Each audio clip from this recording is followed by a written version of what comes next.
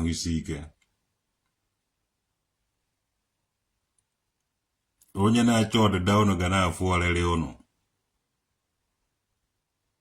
Ụmụaka mere unu n'orie na afọ na nkwọ na eke ndụ ndị oji na ọcha mmiri ya tara m azụ anwụrụ. Ụmụaka a na-akpọ traditional nwoke dị nwa udude nke mmiri kingdom. 2025 is approaching. 2024 is at the hand. I say end of 2024 is at hand. Mmụọ zie m ozi ezie m ndịrị ndụ. Ụbọchị mmụọ ezikwena m. Amara m nke eziri m ka hụrụ na akpa traditional nwoke dị ma ezichabeghị were ezikwuo ụnụ. Ọtụtụ ihe na-abịa na mmechi. Oso 2024 emechi. Ọtụtụ ihe ọfụọ ga-ebido na 2025. Ọ ga-adọ ụnụ ka ndụ ji uri ọkụ na mpanaka na lampụ were na-ebi ndụ. Achọ ka a napụfa uri ọkụ na lampụ na mpanaka ka enyefe bọlbụ eletrik na solar energy. Ha makwara na solar energy na bọlbụ eletrik dị mma maka na fa anọgo na mpanaka na uri ọkụ na lampụ for too long. Fa anụsawa bọlbụ eletrik ọgụ. 2025 ọ ga-adụ more difficult. Ọ gaghị adụ easy for mụnwa for gịnwa.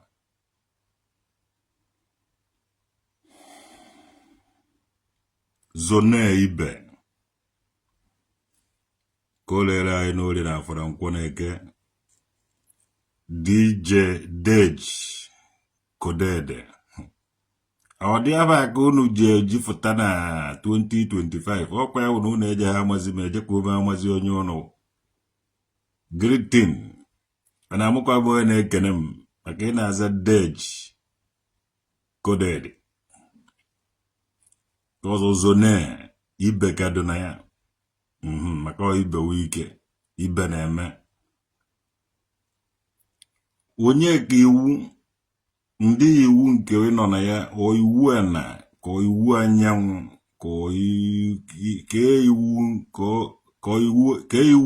ka iwu ibe ewu deruo ya n'isi ka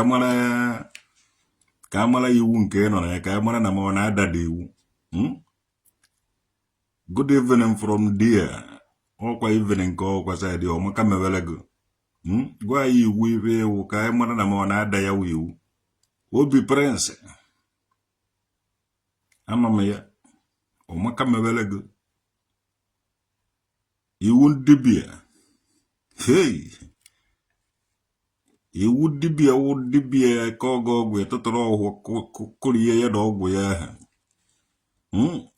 Nwa dibia ejikwa na ọgwụ abịara m ọlụ ka hafụ iji ọfọ were kwụ ya ụgwọ ka ụda aka ndị be anyị si were kwụ ya. Enwekwara iwu dibia.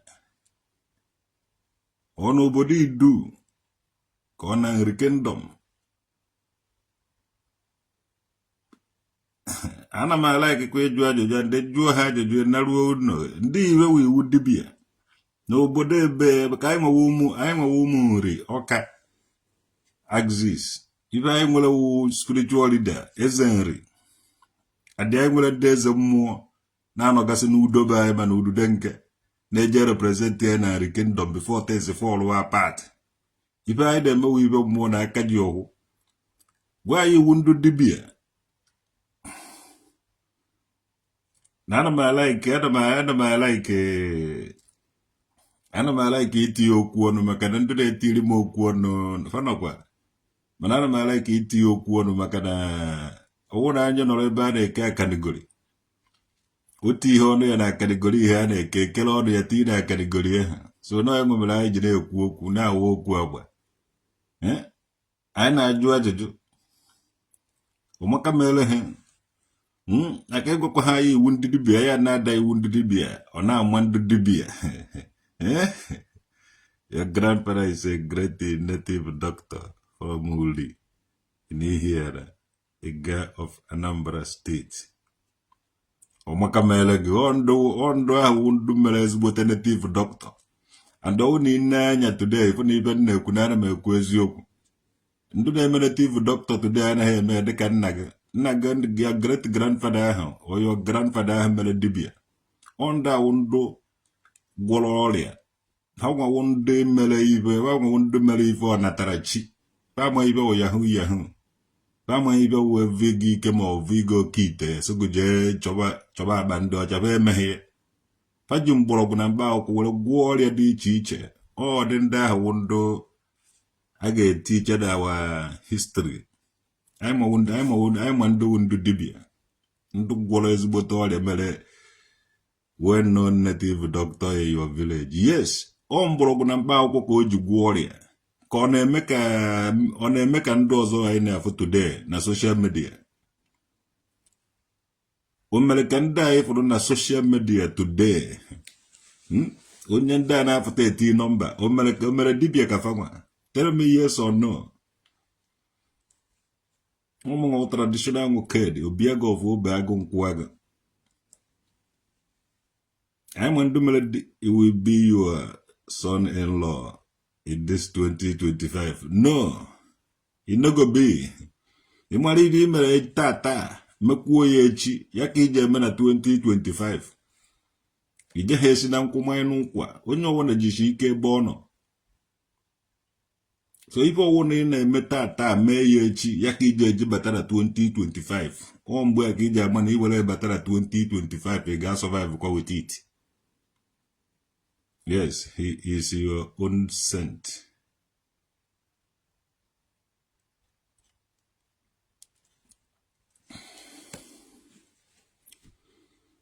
Even na kowa dela along something, differentiate here something or define or something or explain or something. My grandfather, my two grandfather, ha nwawundu mere ibe na mmụọ a na-akpọ ududenke. And then nafa mekwara ibe na ududenke ahụ. A na-agwụgasị ibe dị iche iche.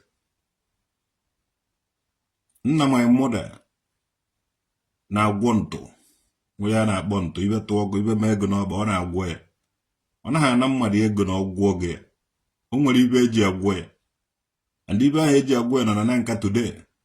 Ebe ahụ ọ dọ na nke ọnwụnwa ya nke tọrọ my mother buru ya oge nna ya nwụrụ. And ebe ahụ a na-agwụkwa ndị mmadụ today ije ebe eze nwaọha. Ndị ibe kwaba eze nwaọha, yes. Ebe a na-akpọ ụzụ ebe ahụ n'ibite na nka. Ije abụ na enwere eze nwaanyị ndị agbara nwaanyị ndị ibe ha. Ije na-ahụ udo na nke ebe a na-ele ife eji eme omenala. Anyị nwewo omenala na-eme anyị eme mgbọrọgwụ na mkpa akwụkwọ achọba ahụ. O nweghị ibe anyị enweghị. Nke be enwe ha amụmụ ndị nwere ya ọdụ ebe ahụ amụere ya amụ idi ya.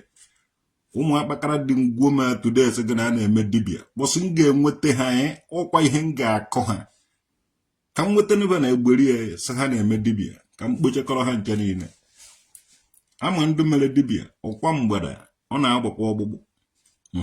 Your dad nwere ike iwu those of our grandfathers.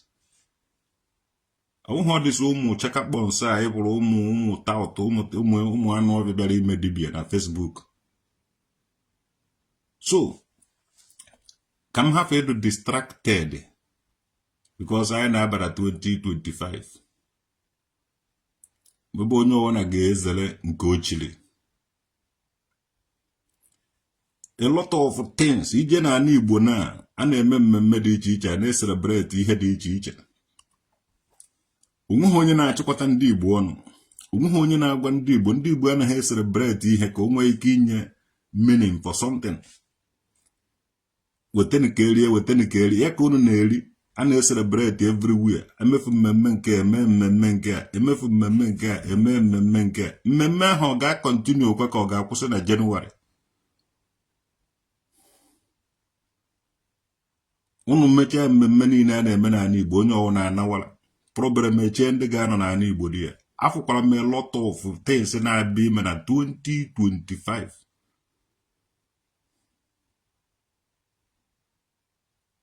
agụrụ nnukwute agụrụ ga-adị nnukwute ife isi ike ji adị na 2025 ụnọ ga-anakwa ije a akụkọ mmanụ ụnụ onye ọkakwa mmanụ ụnụ vubere ọnụ karịa ije rie ihe a ụnụ na-eri ha nyekwa ụnụ dị ego sef even ụfọdụ ga-eji ego na 2025 ha agaghị afọ ife ha gotere nnukwute ife isi ike dị nke ikpeazụ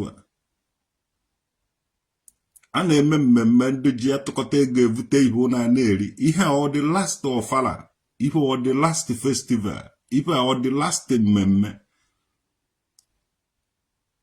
ụnụ na-afụkwa ibe na-abịa ịfụ ọlụ ahead of ụnụ nwa.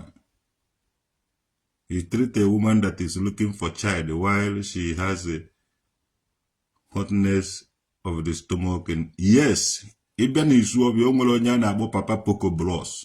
O ji one of isu ọbịa ata one of agụata nna ya mere ọdịkọ ibe ahụ andị ama ya ama isu ọbịa niile ma ya Igbo ukwu ma ya ụmụọna ma ya agụrụzi Igbo ma ya Ikenga ma ya agbata obi ya niile ma maka demand ọ na-esi ọgwụ nwaanyị ahụ ime andị ibe a ndị ahụ ndị ọ natara chikewawo ọwụhụ ibe a na-eme onye bịa ogbuo anụ ọwụhụ anụ ka eji agwọ ọrịa a na-ata anụ ata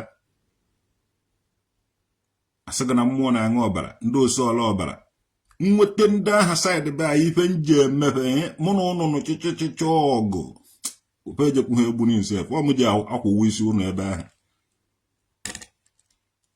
ụnụ bịara imeghachi ibe na ọdịnaya amaghị omenala ịbịa na isu obi anyị ma ndị mmere dị o nwere onye na-agwọ onye agwọtara agwọtụ ha anaghị n'ọba ma ọ akpegbu agha agbaragosi gị jebe na nke be onye eji mbe n'isi aka isu ọbịa adọghị bụọ ịbịatụde ụmụazị be anyị ụmụ anụ ọbịa be anyị asị ga na-eme dibịa tọtụrụ mma na-egbu anụ na-ata na-ekwenụ 2025 ụnụ ga-atakwa ma anụ mmadụ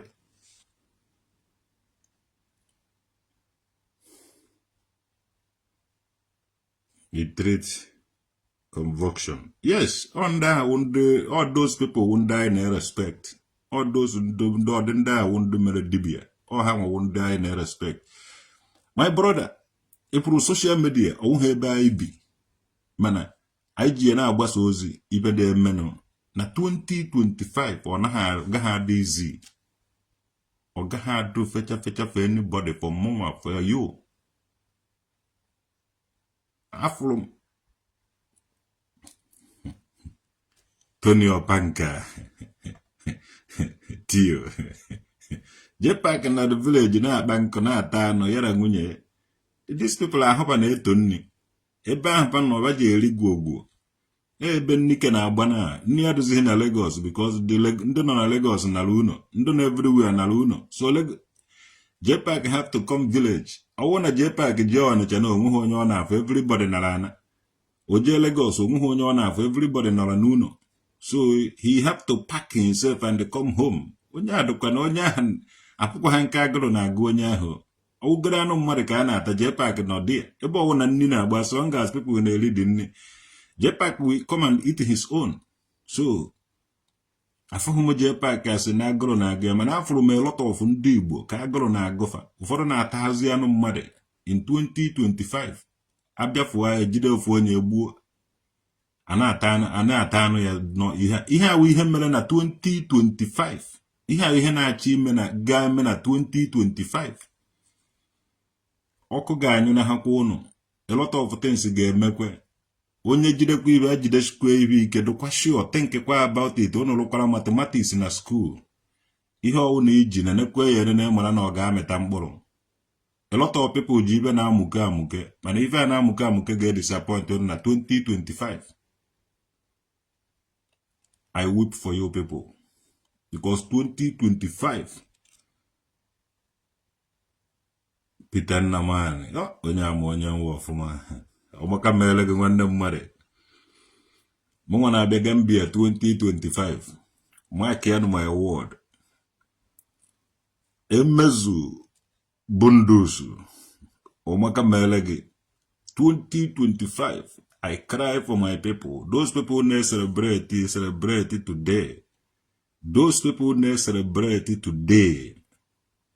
All these people here for they celebrate today. One now for Mukahane back on 2025. Ana menyo na advice. Waka mman onye ona gbagbuolo zo una celebrate ni ha na celebrate. Nothing to smile about in 2024. A lot of damages have done in this 2024. Unwehe iba na smile about, nothing to celebrate. Gimwa wonye na celebrate today, afro nki na back way in 2025.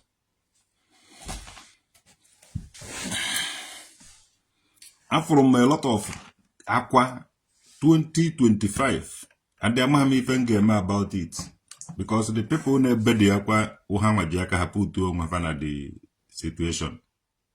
Kedi who no celebrate Umuno no nanga una ne celebrate na tano na take na tazo na tagui na takrok na tan if no for one buota ne celebrate.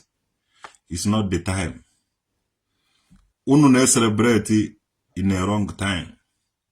Owuru no unu celebrate cha abata January, February, March. Oga March unu. January ga Jan unu. February ga February unu azu. March ga March unu. April ga pay unu epe. May ga May unu ototo ihe. Ibe May dochie na eme yole dochie ka May ga eme unu. A lot of things, even in our banana ga kocha unu, 2.5 hasi eza ka oga esi akoya unu. September ga ese unu akwala. October ga akoya unu, oga akoya gwogwo. 2025, mark yanu my word. June ga June onu. July ga July, that is ujufutu unu oje that is oje adofutu unu ile unu. Umuhi ba agaghị eme unu na 2025. Ihe na aga emechicha unu because unu adịghị righteous. Unu anọghị n'iwu. Unu niile unu dapụ unu ma ndị ụka, ma ndị dibịa, ma ndị pastọ, ma ndị isi ụka, ma ndị na-achị obodo. Unu niile adapụchago n'iwu because of one thing or the other. 2025 onye ọna ga-ebe akwa ma mụnwa ma mmadụ.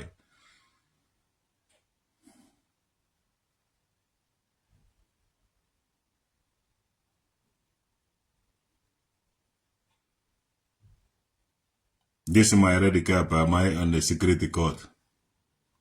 Onye obodo kpurukwe ya, ọnọghọ na security court. Ndị ọzọ kpuru ya ebe anọghọ na security court. Magunwa onye nọ na Facebook na-aje nna m ọnọ na security court. Okwe na-agbabara n'ime unu ụka. Unu ji adị ibe ka mmadụ 50 ma 100. Unu emechie ụzọ. Ka ime anọ ibe nzuzo ka ọ. Gịnị wu nzuzo? Secret. Ị na-aba n'ime unu adị mmadụ na-abụ ma weta gbachie ụzọ. Gịnị ka ị na-eme di ya? Or even Zuzogo, why am I secret? So, as long as in Abani Muno, onye kele uno, onye kele nigwe na kechala, ebe umonke binovia. Ago binovia, even in the binovia. Ma anu ovia ni na ma anu even in no one won't name even Zobabala ni Muno. Mumano mano kun ni Muno. Manaduta na me zezo can you buy you one in an afum. And I'm a me benzo. Yes. Unu jere yirizi akwa. Iberi ile chile kekere deka onu mamonke. Mwe nke yi akwa. Ika onu efo efo amu ya okrea. Keka onu efo. Bana onu nwa onu nwa. Mwonga yiri yi akwa. Ndana na onu efo kwa hei yi akwa. Wana ewola kukunera wachie tiye hiye. Gwa matawala na hatago. Oso mwade. Oso mwade kachide. Mwade so mwade jere yiri akwa. Loba ife yiwe akwa. Ụmụ anụmanụ ndị ọzọ nwere aka ma ibe niile onweghị nke kwere alụ akwa agba ọtọ. So Adam bịara mezie enjoy ghọtago during the time of Adam aka na aka dọka ụmụ anụmanụ ghọtago enwe ha oke mana unu differentiate go onwe unu from ụmụ anụmanụ jirezi ụmụ anụmanụ na-ata ụmụ anụmanụ duzikwu confuse onweghị ndị na-ekwu okwu anaghị ekwuzi okwu kịta. Mbe na ekwu okwu eke na ekwu okwu ife niile agụghị na-ekwuvu okwu. mana kemgbe mmadụ bidorozi mebe ibe a ọnụtọ ọbaba anaghị ekwunwuzi okwu ọwụ oke n'ọsọ ngwere n'ọbịa ife niile mụ nke nawara n'elu ukwu isi tensi fọlụ apat ụlọ na-achọ otute esisi wee fọlụ apat mana ụnụ ka yi akwa ọkwa ndị ọcha ya iri ụnụ akwa. So 2025 ọtụtụ ihe ga-eme ụnụ na-celebrate. It's not yet time to celebrate. Ife isi ike ka nọkwa n'ụzọ ụnụ na-celebrate. Ife isi ike dị is gonna be tough and rough. Mụnwa na-agwa ya ụnụ and otu a nsi wee kwuo otu a ka o si were dị. So genwa ibe ị na-eme na 2024 mere efute ilo na 2025 nke ọ na onye ji ejidesie ya ike.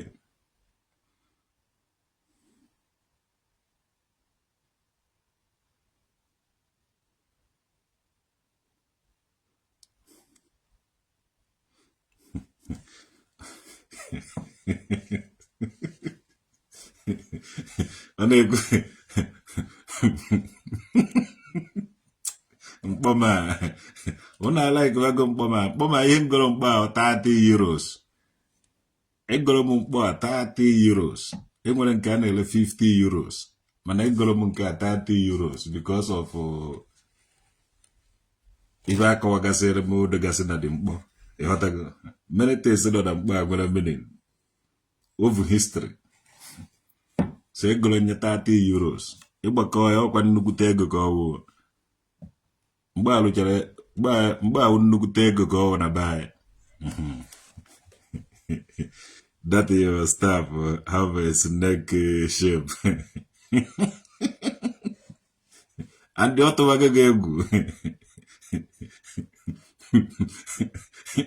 ọ mkpọ ndụ nna nna anyị ji aga n'ime ọhịa na ịghọtago ka ịga n'ime ọhịa ebe agụdọ ebe ụmụ anụ nwere ike ha amụgodo iwere ọdịmkpa at least hapụgo agụ respect ego ọbịa saịdị gị tụtụrụ ya pịa ya gbọwa ijidekwa ya ọkwari gị ugwu. You put all the juju there. Emezubu ndozu o ji atụgbuo ụnụ ojuju dị na ya. Egoro m ya ego na 30 euros na-esevu ego bọsị nje esevute 50 euros aga ngorokwuo the other one because gold is for those who knows the value. Inene ndị na-eji mkpọ a n'ala Igbo igwe isu ọbịa nwere nke gbara isii mana mụnwa nke m gbara abụọ because nnata ana m aja m eje nwa Afrịka natakwa obodo ya ọ eze mba na abụ nke igwe isu ọbịa mgbọ ya gbara isii ọkwa ọdịmkpa ọ gbara 6 o ji ya chi 6 villages nke a mkpọ nji ya chi mbata Afrịka anawarakwa m eweze mba na abụọ ịchọ itie m ihe nchọ itigwara gị ede na ntigwara gị na ị na African way ọ na nnọtara ya tie gị ya anaghị m achọ okwu mana onye achọkwara m ịgbara olute Ochukwu o ji atụgbuo eme ezugbo ndozu maka mkpọ m Eze Chukwu Emeka eri nwere mkpọ a igwe ndị Nnewi nwere mkpọ a so you belong to security society. Ọdụ ka nwana m ụmụ akpakara dị ngwo m dibịa ga ọdụ ka ha nwana m fa nwata ha nwanna ọgwụ anaghị akọrọ ọzọ osimiri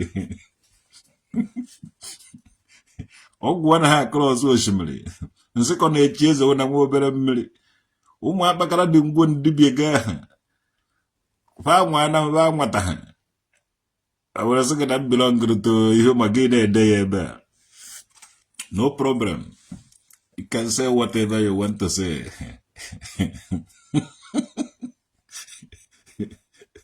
Nwanne onweghị onye ga-anwata ma ana m agwa gị o nwere flawa nọ n'ime be m a flawa ahụ ọ na-atụtụrụ ihe niile ahụ no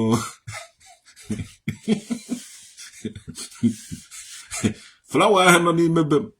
Ọ na-atụtụrụ ife niile wo ibe adọghị mma mahụwo ya ebe ba si were bịa. Na gụnwa akpakara dị ngwo ndibịa ga o vuru ya ọma igekwara gị ya bak. Onweghị onye nwere ike ịnwata m, ọbịa nweghị onye m ga-anwata. Unu chọkwa na-atara ya. Onweghị onye nna anwa. Onweghị onye nọchiri m ụzọ. Onwekwara onye nna anọchiri ụzọ. Ọbịa nweghị onye ga-anwata m. Na ọmụmụ egbu ngwura mmụ anaghị adịrị ya na nkọ. Ụmụ ka a na-akpọ traditional nwoke dị nwa udude nka mmiri kingdom. Awụghị m mmọnwụ ụmụazị. Igwe bụ unu nwere mkpa. So enwekwuru m nke m ọmụnwa bịa gị ọfụ obe agụ nkwụ agụ. Alaghịkwara m otu echichi ya na-echi si were Dubai.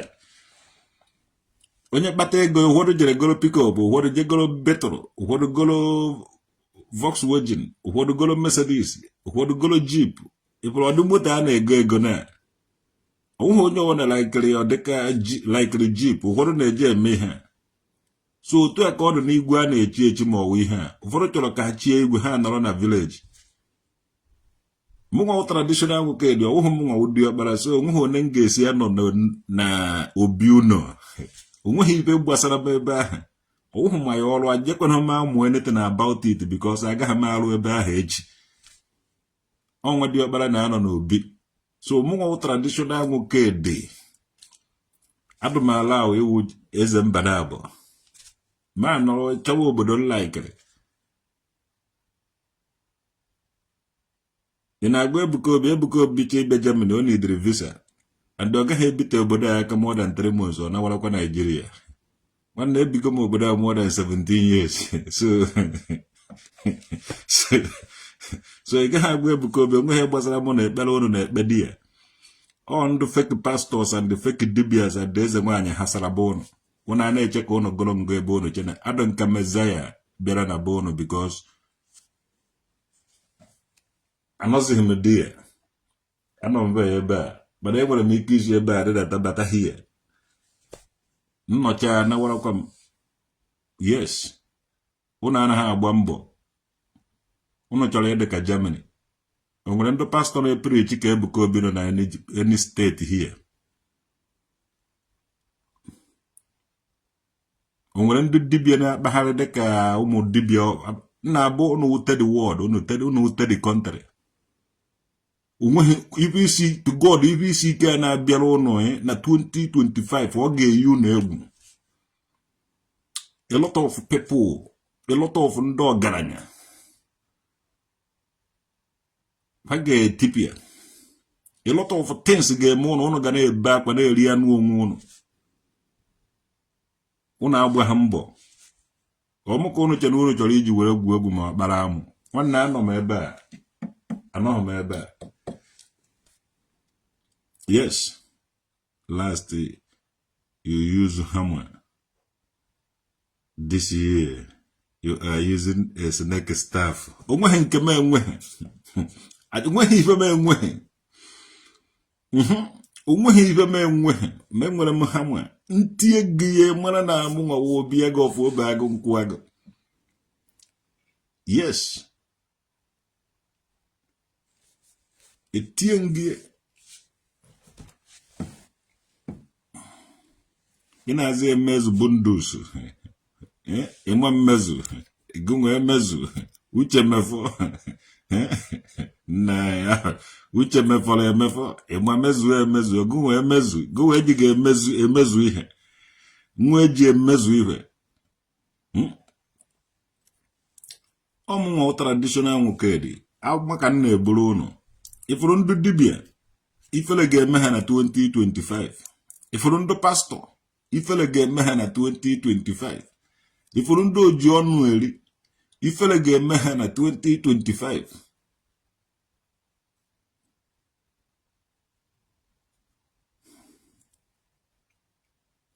Ifele ga-eme unu niile na 2025. A lot of things. Ndị ọwụ na-akapa adịghị ọcha. Ifele ga-eme ha na 2025. Ikuku ga-eku a ga-afụ ike ọkụkọ. Yes, ikuku jeku. a ga-afụ gịnị ike ọkụkọ Tony Opanka ụmaka mele gị daa ị ga-adịkwa mma ịbụrụ wifi ịbụrụ CCTV kamera ịbụrụ documentation ọ ga-abatakwa be anyị civilization ọ gakwa abata be anyị onye ọwụna marakwa nke ọ na-eme dị njọ ya jekwe zoo ya jekwe tụfuo ya onye marakwa ibe ọ na-eme jọrọ njọ nwanne gbakwa ọsọ from it your sin will find you out. Numbers 32:23 jekwe go Bible go Numbers 32:23 ọ bụrụ data na ichejighị from ibe ọjọọ ị na-eme i were batara 2025 your sin will find you out. Many people will be left behind. Amaghị na m ọbara n'ụgbọ ahụ ndị left behind mana ọwụ na m abaa n'ụgbọ ahụ ndị left behind so help me God. A lot of things will happen in 2025 ma mụnwa ma mmadụ anyị niile nọ n'ime the place.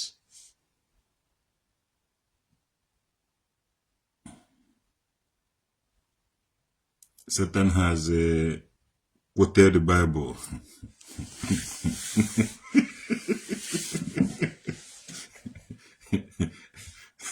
Mana maka afọ ya nọ n'ime Bible. Unu akpọ onye afa chi ya nara. Satan nọkwara onwe ya unu je dee ya n'ime Bible. So because of that, ọ wụrụ gị part and the parcel of inside the Bible. So mgbe ọ na-ịgbara afa ya ikote ọgụ ya gana ya anụba. Ọ wụ ofu onye shiri ike shikeria unu niile n'ike. Ndị ụka niile nọ n'elu ụwa niile na-anụsa ya ọgụ egbu n'ihi every day onye ọwụna ma nwa amụtara ma ndị amụere n'ime the place bịa nọkwa ebe a too joinkwa na-anụsakwa Satan ahụ ọgụ fa emeribeghị ya ma ndị na-ama ya okwute fa amụbeghị ya n'okwute onye ahụ siri ike onye ụjọ ndị ka ma ejere ha like ije so n'ọgụ a because ndị ike na-anụ ọgụ a fa emeri nwe dị mmadụ ọmụje akpakara dị ngwo m dị ka m ji emeri ya ụnụ alagakwara na mụ na onye ahụ onwekwa ibe na-esere mụ na ya because ụnụ emeribe m hụ ya everyday ụnụ niile na-emaiti ụnụ emeri m hụ onye ahụ which means onye ahụ ka ụnụ shi ike ị na-akpọ m Satan ọ bụrụ na ọmụ Satan eshiri m ike nnukwu na mfụta everyday mfụta ana m eke ụnụ ọgbọ because ama na ụnụ ga-aka ọnụ ka ụnụ ji anụsa Satan ọgụ nwanne gwa m ebe Satan ahụ nọ ka m were ha ma jekwuru ya ka m na-eme ya aka na aka ejighị m ọnụ anụ ọgụ eji m aka m ji anụ ọgụ ebukwara nke m nụrụ anụ m nwere aka amụ aga ọra ọwụ na ịsụ ha ike na ana ị na-aza emezu bunduz ejighị emezu ihe nwanne 2025 ga-abịa gị ọnụ enu hịọ gị ọnụ ana ma mụnwa ma mmadụ onye ọwụna jisikwa ike onye ọwụna 2025 ezidobe na ya isi n'anya we need to be thinking mistake e mere na 2024 nwanne nothing to celebrate in this 2024 onye ọwụna ga-apụ otu obe ya in order. Stop using Bible to confuse you. We know where you belong. Mana ijighị ezigbo afa ga-agwa m okwu na amaghị m onye ijighị ezigbo afa ga-agwa m okwu ọmụnwa ofu onye ụna ejeghị emerinwu ụnụ na-eje agwụ gị ọgwụ na-eje echere ndị mmadụ echiche ọjọọ na-eje anọ n'izu ebe a na-emegide nwoke na-eje anọ n'izu ebe a na-emegide nwaanyị jee gụọ Psalm 1 ngozi ga-adịrị nwoke ahụ nke na-ebelong ha n'enuwe ya because na ọ ga na-prosper mgbe ọwụna ọ ga na-ata anụ kpọrọ nkụ mgbe ndị mmadụ enweghị anụ 2025 no free food for J Park chai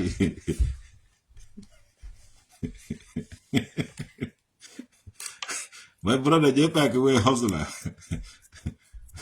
2025 ọ kwe hụrụ na ọ kpabago nkụ adonu ga-eni dị nkụ ahụ ka e were eshie nri adị gbara ihe a wụ dị final ya na nwunye ya akpabago nkụ adị ma ibe eji nkụ ahụ emere eji ya esi nri ngwa jee nu weta nkụ na nke J Park ọ nagbara na gị ihe ọ ga-agwa gị were nye gị nkụ ahụ ishie nri ike ya ọkara ịtọ inye ya ọkara na abụ ma o were ofu ọkara ime ihe a onye gị nkụ so chere ji uche ya eri nri ya ife awụfu etiri akọ na uche na ọ na-abazikwara ya uru before you know it onye enweghị ibe o ji enwe everything ya na nwunye ya abago ime ọbịa na-akpa nkọ gịnị ka eji nkọ ha eme nri ka eji ya esi onye na-agbata nkọ gbata nkọ ndị ga-eweta nri before you mee it jee pak agbatago nkọ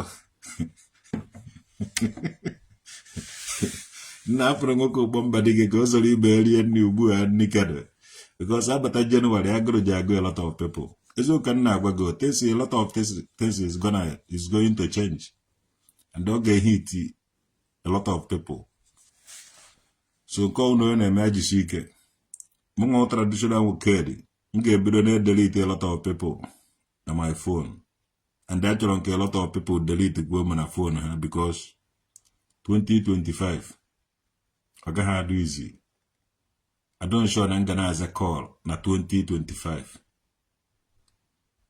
many people agaghị aza call na 2025 things agaghị awụ ọkụkọ otu unu si wee che na ọ ga-awụ ọkụ na 2025 2025 is a year ndị ahụ imejọrọ ga na-elive with their pain ndị ahụ mejọkwara na gị nwee mejọrọ ga na-elivekwa na your pain all the blame omeghị onye unu ga-eblame ya mana onye ọ na-blame onwe ya from January to December because ọkwụ gị ka iji wee jete ya wibe aka gị ka iji mete ya ọnụ gị ka iji kwute ya uche gị ka iji were cheta ya ibe niile na Chineke nyere gị ka iji wee metere onwe gị ihe niile so 2025 is the year everybody will learn a lesson Mamu mmadụ so we are going to go into deep university.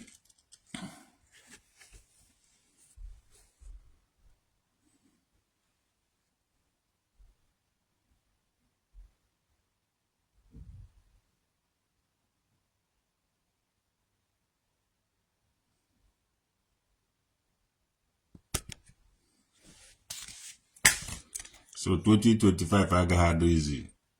Okay, ma 2025 agaghị adịrị anyị fecha. Anyị ji abara New University of 2025. I get learn a lot. In a hard way.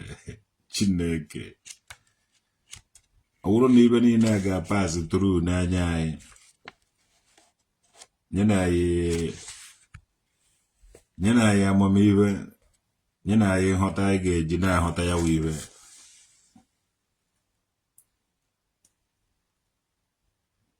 ọ ife kwuru ka eme ife niile ga-aba n'akwụkwọ ekpokọta ndị dibịa ede n'akwụkwọ dọkụmentị ewe ife niile aba na-akụ asịrị na-eme ihe a ekpokọta ya ede dọkụmentị iweta iwe n'akwụkwọ ife niile acha ihe so 2025 ga-adị very difficult. Ụnụ mana ọchị anaghị atọ eze mmụọ maka na ọwụ na ọchị tọọ eze mmụọ ụmụ mmụọ niile wetụtụrụ akụwashi onwe ha isi.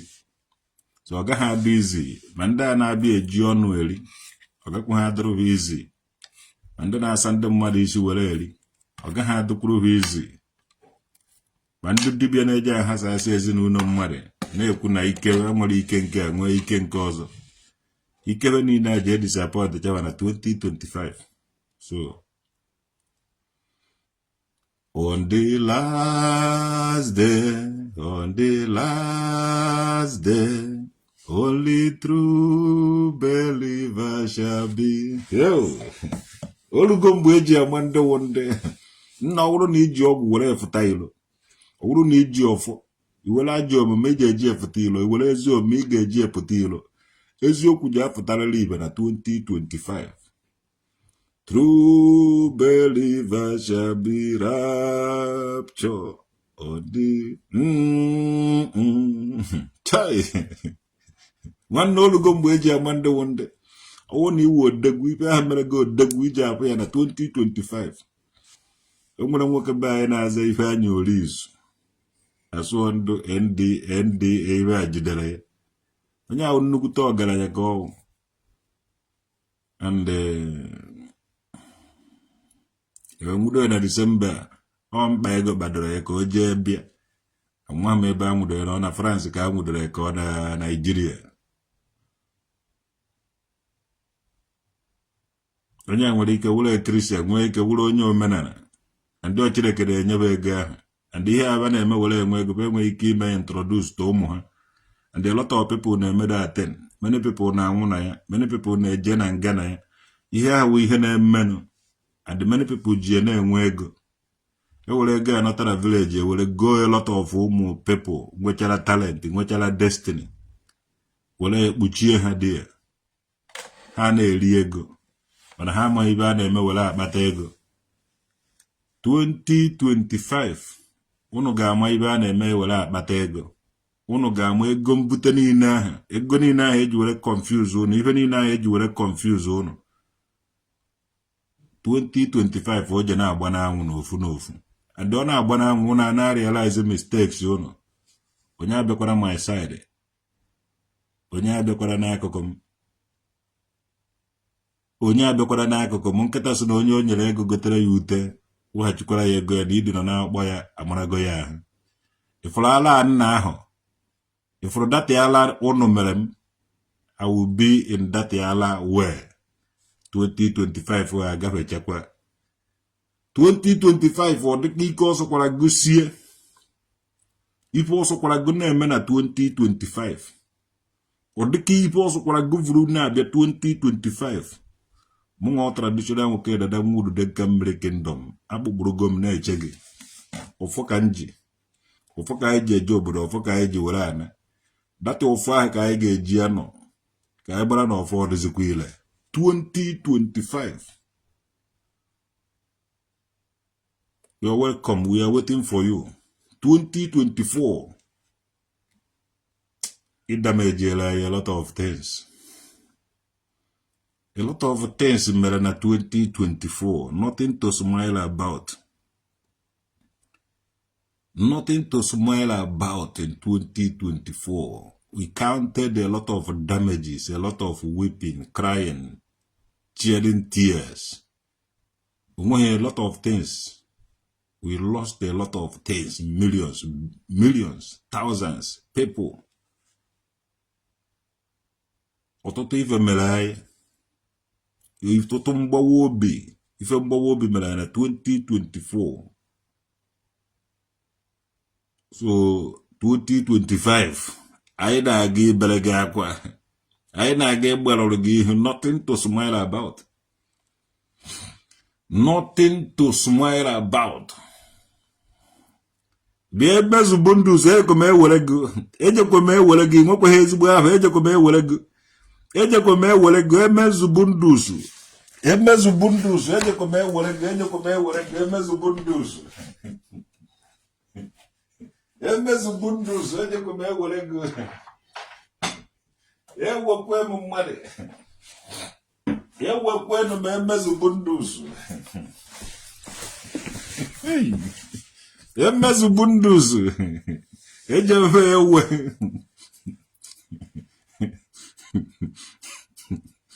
Ngwakwụkwọ okwu emezugbo ndụ ụzọ. Ka m wee na. Emezugbo ndụ ụzọ. Kwụkwọ okwu. Kan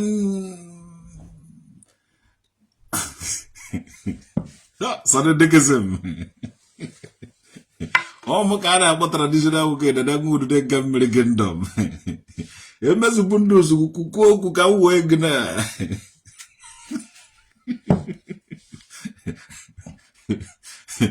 Ịkafụrụ isi agwọ kịta ịbụ gị isi mmadụ. Ikwukwo okwu ha agwa gị na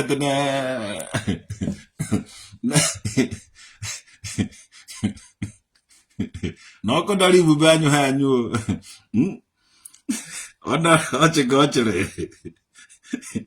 Emezugbo ndụ ụzọ kwunu okwu ka anyị bekuo ka anyị kwụsọ anyị na-eji m ọfọ Wogu kambe konde mundo mulang. Kanjua vebo fomono. Kawe.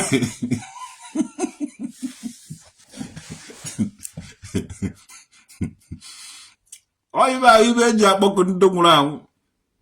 Iba ibe jabo ko ibe kwe ibe mbue kita na ogavaira. To God ibe mebe gani kuku. Amukomo ihe neme. Ebaso mi we ba iwe na iwe we ebuwe nye ife bebe adive bebe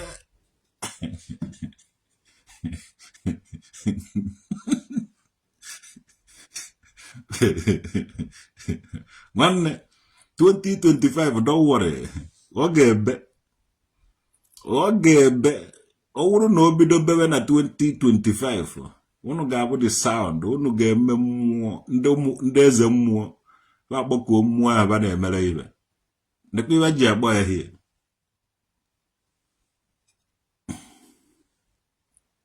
ọwa okike abịa ma iwere egbu ka eze ekekele ụwa ka ịsara ya ibe ahụ mere gị iji gbọba ọ nakọ ha daruo ana anakọ mbe eme ụmụ chakakpọn dibias ma ụmụ ibe ndị dibia na-eme kekọrọ dibia 2025 mụnwa traditional nwoke na-ekwubigo ya a ga-ekpochasị ọtụtụ ndị dibia na Anambra steeti mmụọ na-anụ ibe na-ekwu ọ naghị ele n'ọnụ dibia ọ n'ọnụ eze mmụọ ka ọ na-ele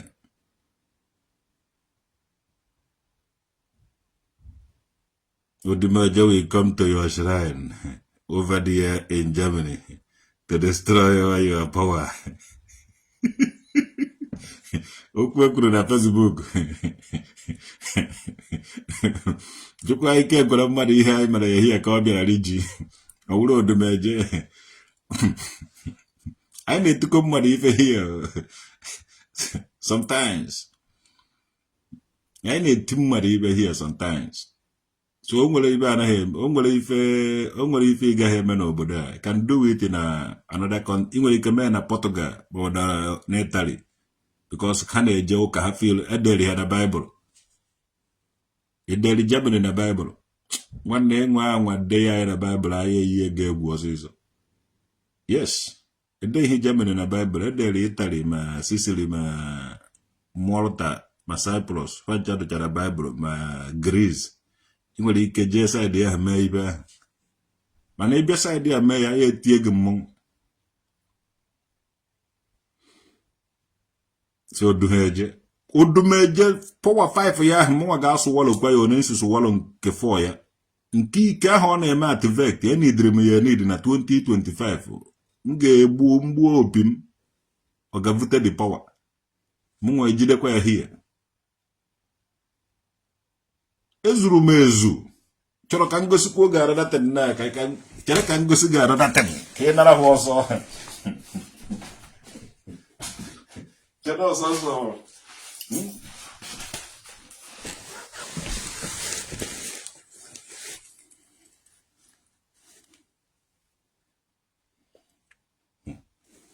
achọwa ahụ nọ n'ime akpa ma ị chọrọ ka m vụpụtara gị ihe nọ n'akpa a nene ya echizuru m echizu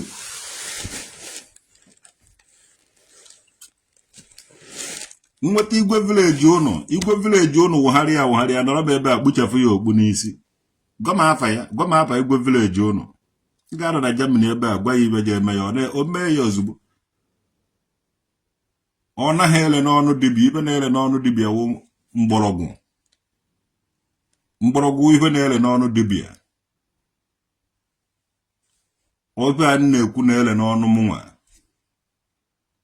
n'ọnụ eze mmụọ only man in that house a na-akpọ udude nke obe agụ nkwụ agụ ọmụnwa mmụọ na-afụ afụ na-abata ịfụkwara agụ iyi ị na-afụ agụ iyi udude nke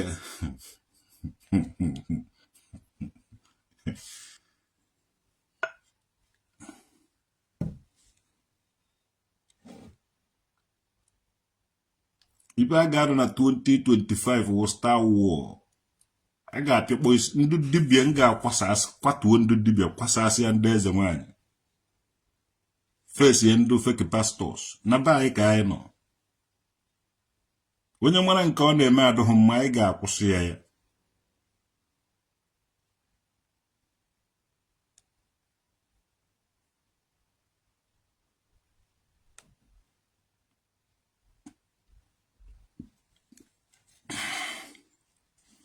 eze mmụọ nke m awụdụghị obere eze mmụọ ana m eje na mosque na-eje na synagogue na-eje n'ụlọ ụka onweghị ebe m anaghị eje eze mmụọ nke m awụghị obere eze mmụọ ana m eje international ana m aga anywhere every holy place ana m abadi ya uti awụrụ m na 2025 ụnụ dọtara a lot of ihe isi ike and ihe isi ike ahụ na-abatara ụnụ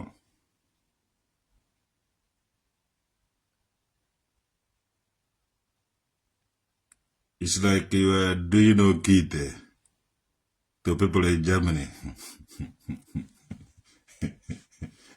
Ana m nye gị something nye gị ihe inwe ha n'ibe natara mụ nwa traditional nwoke dị ka ngwa gị ihe na-enye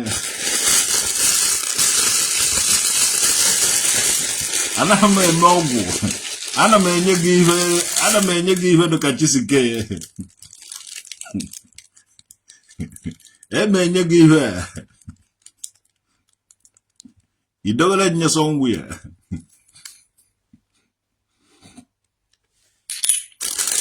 ibe si na mmiri udude nke ka m na-enye gị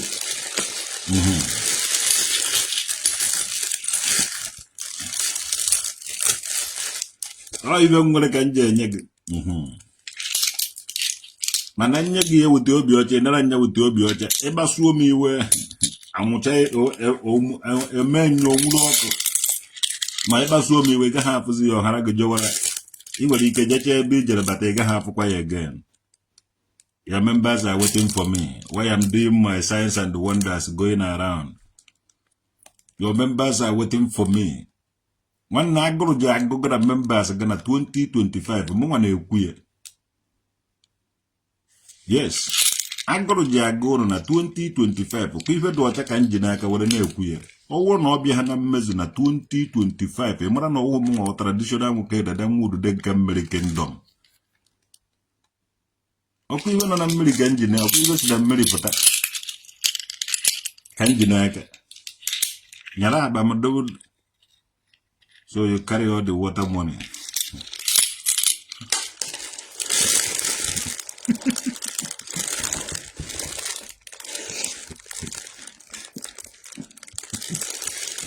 Emezu bunduzu kire chara ka emela gị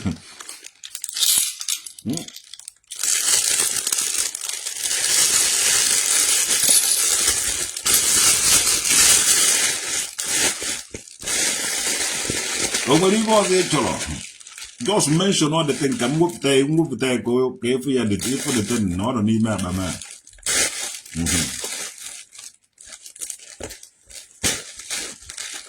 ọ dị ka ndị amadị otu esi kwado 2025 ndị dibịa niile nọ n'ala Igbo mmechicha afọ ihe ndị dibịa na ndị eze ka efuru mmechicha afọ ife ha mara na traditional oke dị kwadokwara ọfụma adịgo m otu m ga-adị were na-eche ka abatara that 2025 ọkwa nwanne echi echi 31st nwanne echi first 2 days so mụnwa traditional nwoke dị na-esheki ebe niile we didn't come back for Christmas and the New Year. Okeke Chede Achibo eputugo nka na agba Christmas. Every day I work Christmas. I done 46 years. I work Christmas many years. So come back all on doors. Come back another thing. Even now baketa wo. Even now baziketa na umbari. I want Christmas. Odume just go no na agba Christmas na agba Christmas odoko na kamas. Nipo na zia kan ipo na agbazi na Christmas. So Christmas go to me as they celebrate, or as they celebrate the Christmas, because Christmas is like celebrating mass. So na ha mebzu mas. If one as eme ogmali.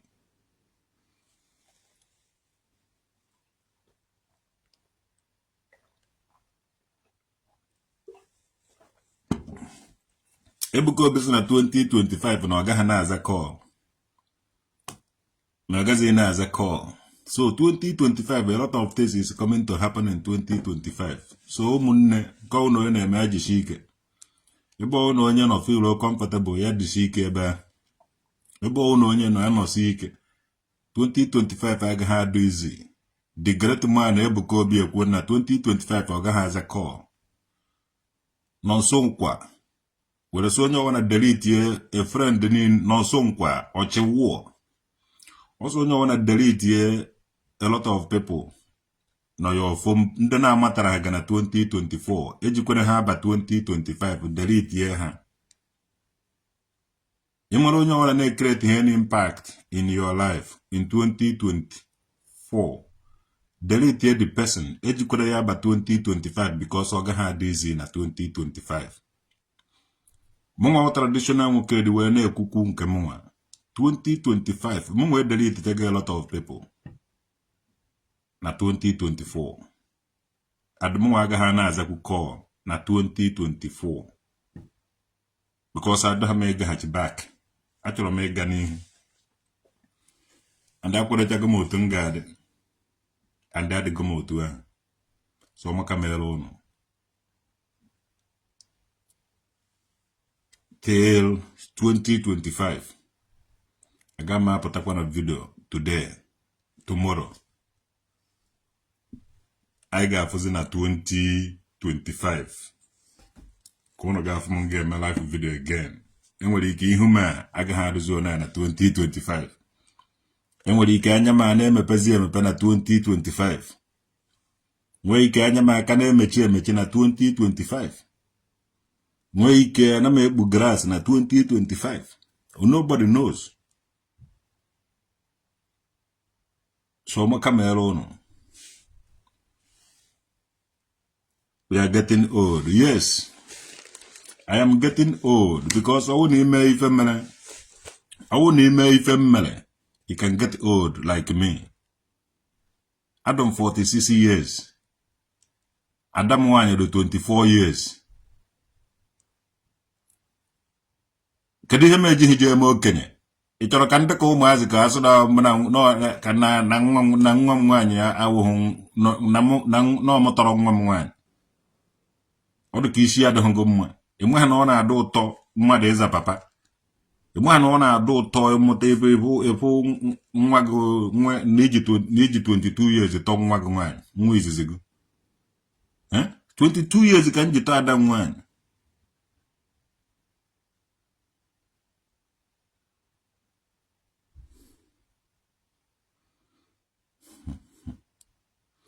You know me as a ọ dị ka ị na-afụ ụzọ. In fact, ka you challenge Odumeje with the all your power. Enweghị need him iji power challenge Odumeje. Ife need mkpata Odumeje aka akụba nya ibe. Mana ya akụba ibe nkụgide ihe kụtuo ebe ahụ. Mara ya ezigbote ahụ. Ụna ahụ osodo na mmadụ otu aka nsi hafere ya na mmụọ. Yes. Ife ọwụ na mụ na Odumeje tubunye m na mmadụ. Ọ ga-etubunye m na mmụọ. Mana m ga-akụ ihe ka ụmụazị hie na mmadụ. Enidghị m enetere iji wee tie Odumeje ibe. Sọsọ na nnọ ka nne dịrị kụọ ya ezigbote ibe.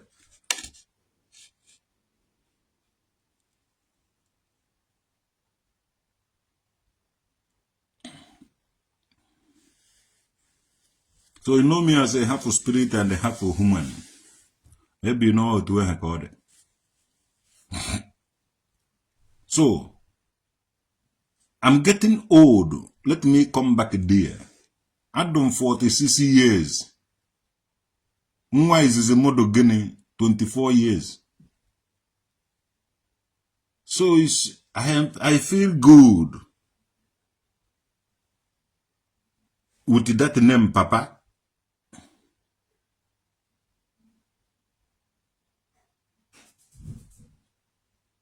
I feel good. na-akpọ m papa ebe ma efu m ụfọdụ ma ahụ ọnụ m mara na onye a awụzighị ụmụazị. Bishọp ọzọ ogbara ada ya nwaanyị ruo na 22 years. Ndị gasị ya ba ndị tọrọ m nwa ka ọ mụtago nwa lụrụ 20 something years. Enwere ndị lụgolo 50, o nwere ndị tọrọ m atọ mana ba amụtabeghị nwa lụrụ ahụ ụnyaahụ. So mụ nwa na onwe nsef I couldn't imagine na ana m achụ ọgbọ nwa m asị enyi nwaanyị. Couldn't imagine ụmụazị kwesịrị ịgba enyi. Ejeghị m emenwuzie because awụghị m ụmụazị anaghị anaghachi azụ. Ụmụazị bụ 20 something years ana m afụba asị ụmụ m.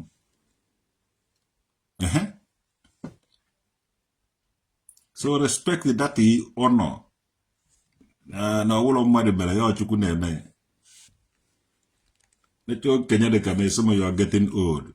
Wakapeti edochie na-eje eme ibe ụmụazị, na-eje act film, na-eje eme ibe okenye anọziri ha were eme okenye ba ibe ma.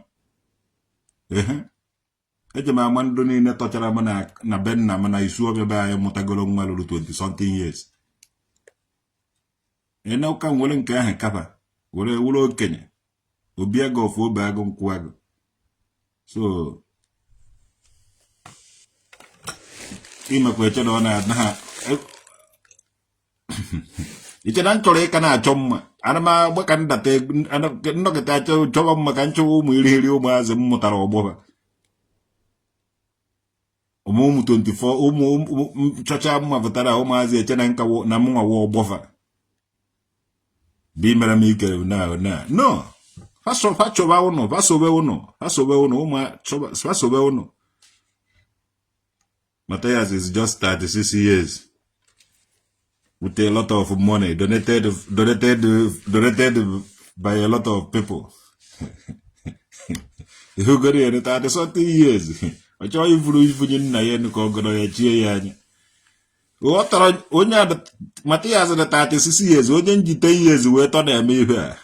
Matthias iwe na-recruit ụmụ togo ụmụazị mmiri ọtọ na-akọbeghị n'isi ka waje kparịba m report wa my page. Ejemba agbalago ndị mmadụ babiri na abada 1992. Recall all their memories. If I not everywhere. And the baja akụwasị gị ọnụ. Ma anakwa aba. Recall all the memories of ụmụ aba 1992, 93, 94, 95, 96. Achịrị m squad fọta. Fa achụgharịwa ụlọ anywhere. Nwanne ọmụnwa wee meka 31 aka bọọgụ. All from Abaka is wetara ụnụ bakasị na Ọnịcha. And ibe aja esikwa aba ahụ wetara ụnụ eje ha like ya. And sometimes ụnụ na-anụ samọgụ ụnụ amara na awụ eze mba na abụọ. Amụrụ na Anambra steeti nto na Aba. So respect that. Ụha eje nụsacha ndị abịrịba na ọha ọfịa na Alọchukwu na ndị ọzọ ọgụ ma ndị ngwa. Anyị nụcha ọgụ nwere mmeri rụọ ụnụ na Aba birizie ebe ahụ. Anyị nọtazi ebe anyị onweghị ibe anyị ji awụ. Anyị ji ebe ndị ọcha nụsacha ndị ọsọ ọgụ merịcha ibe niile a na-eme kpụrụ okpuru edibo ụnụ nọrọzie di asọ ụnụ nọrọ n'udo adịgo. Ụnụ nọikwazie n'oche wụ na-ababa mba kparịba ndị ọcha. Ọbịa ka e nere atụrụ ụnụ anya n'aka. Kọfụta na ibe ahụ eji mara ụnụ ibe niile ahụ eji mara ụnụ gaa na replace ya back ka anyị fụ onye na-asụ ụnụ emere ya ọ na-anọrọ n'aka ọnụ. Agụ ji aga ụnụ 2025. Ọbịa na mmezi ma na ọmụmụ traditional weekend ka ị na-akọnụ maka ya na time njikwa okwu a save on this video were na ebe 2025